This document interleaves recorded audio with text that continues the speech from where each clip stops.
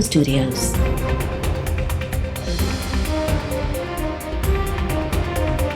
You are watching 1 PM Bulletin. Deputy speaker जे वकील तरफ़ा मुबैना ख़त बाबति क़ौमी सलामती काउंसिल जे इजलास जा मिनट्स ऐं फवाद चौधरी जा point of order supreme court में पेश। जस्टिस जमाल ख़ान मंदोखेल चयो त मिनट्स ते परदेही वज़ीर जी सही नज़र नथी अचे। हिकु वज़ीर खे पैगाम आयो ऐं उहो ई इजलास में मौजूद न हो। चीफ जस्टिस चयो त मुईद यूसुफ जो बि नालो नज़र नथो अचे। वकील नईम बुखारी दलील ॾींदे चयो त मूंखे हिदायतूं मिलियूं त सील थियल मिनट्स अदालत अॻियां पेश करियां। चीफ जस्टिस चयो त छा अपोज़िशन खे पॉइंट ऑफ ऑर्डर ते ॻाल्हाइण जो मौक़ो न मिलणु घुरिजे हा। जस्टिस जमाल ख़ान चयो त रूलिंग डिप्टी स्पीकर ॾिनी ऐं सहियूं स्पीकर जूं आहिनि। रूलिंग ते डिप्टी स्पीकर जी सही किथे आहे? जस्टिस मुनीब चयो त 3 अप्रैल ते क़ौमी असैम्बली में कानून जे वज़ीर रिथ खे आर्टिकल 5 ख़िलाफ़ करार ॾेई छॾियो।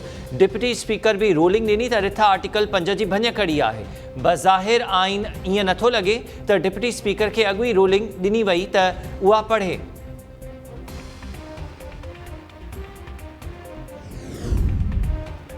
कानून इहो आहे त पार्लिमानी कार्रवाई जे इस्तेहकाक जो फ़ैसिलो अदलिया कंदी।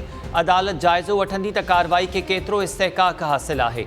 चूंडुनि जी कॉल ॾेई मुल्क खे 90 ॾींहंनि लाइ बेआरो मददगार छॾियो वियो। वज़ीर आज़म सदर जी हिदायत ते कमु करे रहियो आहे।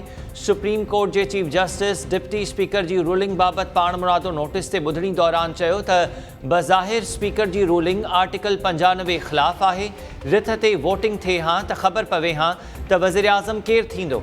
वज़ीर आज़म सूरत हाल जो फ़ाइदो वठंदे असैम्बली टोड़े छॾी। सभु कुझु आइन मुताबिक़ थिए पियो त आइनी बहिरान किथे आहे? मुल्क में कंहिं ॿिए हंधि बहिरान थी सघे थो, तव्हां छो नथा ॿुधायो त आइनी बहिरान आहे?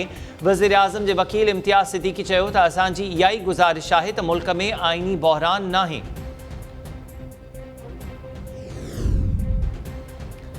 आइनी हुकुमरानी बहाल थियण ऐं आइन टोड़ींदड़नि खे सज़ा मिलण बाद ही सुख सां वेहंदासीं। इमरान ख़ान इस्लामाबाद में बि जाली ख़त आंदो। पंजाब में कहिड़ो ख़त आयो जो असैम्बली खे ताला हयां विया? नवाज़ लीग अॻवान शहबाज शरीफ़ इमरान ख़ान ते तनक़ीद कंदे चयो आहे त इमरान न्याज़ी जो मिसाल हिटलर खां घटि नाहे। हिटलर नाज़ी हो त इमरान वरी न्याज़ी आहे। इमरान ख़ान जी मुआशी तबाहियुनि मुल्क खे पोइ ते धिके छॾियो। उमेद आहे त अदलिया जल्द फ़ैसिलो कंदी।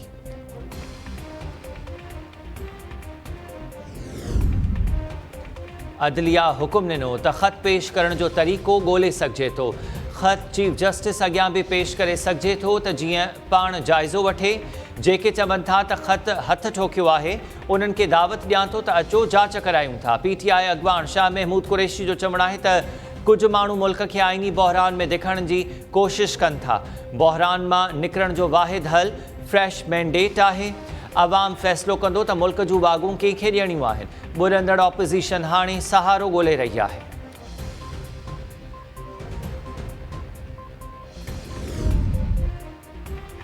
मोहम्मद ख़ान जोड़े जो हुकूमत जी तडावेड़ थी त अदालत हुकूमत जे ख़ात्मे खे गैर आइनी करार ॾिनो। अदालत असैम्बली टुटण बाद वरतल क़दमनि खे न छेड़ियो हो। सुप्रीम कोर्ट में बेएतमादी केस ते ॿुधणी दौरान सदर जे वकील अली ज़फ़र तरफ़ां मोहम्मद ख़ान जोड़े जो केस जो हवालो जस्टिस मज़हर आलम चयो त असांजे अॻियां बेएतमादी रिथ जो मामिलो आहे। हिन इशू खे एड्रेस करियो त बेएतमादी रिथ बाद रूलिंग आई। जस्टिस जमाल मंदोखेल चयो त असैम्बली जी अक्सरियत तहलील नथी थियणु चाहे त छा सदर खे वज़ीर आज़म सिफ़ारिश करे सघे थो? जस्टिस एजाज़ुल अहसन चयो त मेंबर्स बाग़ी हुजण बावजूद PTI अक्सरियती जमायत आहे। अक्सरियती पार्टी सिस्टम मां आउट थी वञे त छा थींदो?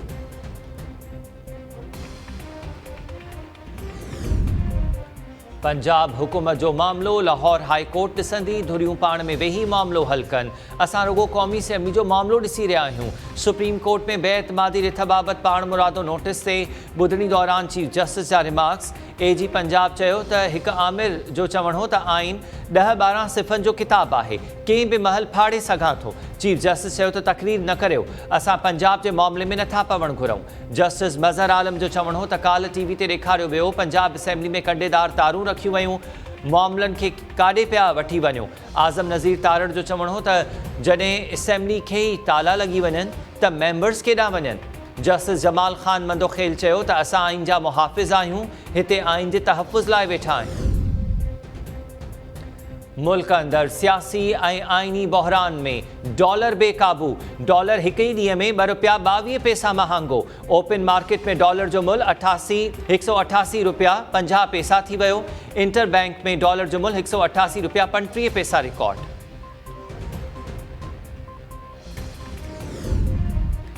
इमरान खान जी हुकूमत में ख़ातून अवल जी दोस्त फराह खान जी दौलत चूंड ते वधी वई। मीडिया रिपोर्ट्स में इंकशाफ कयो वियो आहे त 2017 में फराह खान जी दौलत 23 करोड़ 16 लख रुपया ज़ाहिर कई वई। 2021 में इहा दौलत वधी 97 करोड़ 10 लख थी वई।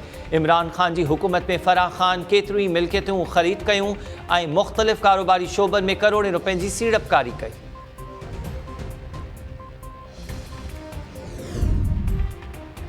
डहरकी थाणे जो अहलकार 2 ॾींहनि खां पुरस्कार नमूने लापता। पुलिस ऐं वारिस परेशान। पुलिस जो चवणु आहे त अहलकार ग़ुलाम मुस्तफ़ा लगारी जी आख़िरी लोकेशन आदलपुर मां मिली। उन खां पोइ संदसि मोबाइल फ़ोन बंदि थी वियो। अहलकार जी ॻोल्हा जारी।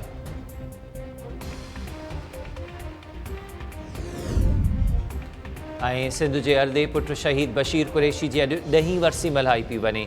रतोदेरो में शहीद जी मज़ार ते जलसोर थियल। सनान कुरैशी सूदो कॉम्परस अॻवान ऐं कारकुन बशीर कुरैशी जी मज़ार ते हाज़िरी भरींदा। सोशल मीडिया ते बेसन जे अरदे पुट खे ज़बरदस्त भेटा पेश।